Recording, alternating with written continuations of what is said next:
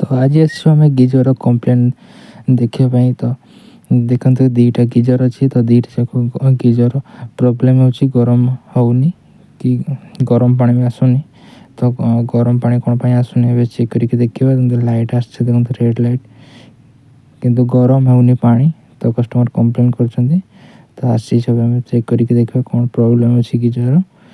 तो देखो यहाँ गीजर गोटे ओभरलोड खराब हो तो पिन टा गोटे लुज हो लुज है से चलला बेलू गरम हो जाए तो ओभरलोड ट्रिप हो बारंबार। तो गोटे ओभरलोड खराब हो तो बर्तमान चेंज करदे। तो ये देखो नुआ ओभरलोड अच्छी तो नुआ ओभरलोड ये फिटिंग करदे। तो आ गोटे भी किसी प्रोब्लेम नाला से ट्रिप हो तो बर्तमान रिसेट कर दीचु। तो सहीटा चलती बढ़िया आम। तो या फास्ट फिटिंग करदे। तो फिटिंग देखो चली बर्तमान।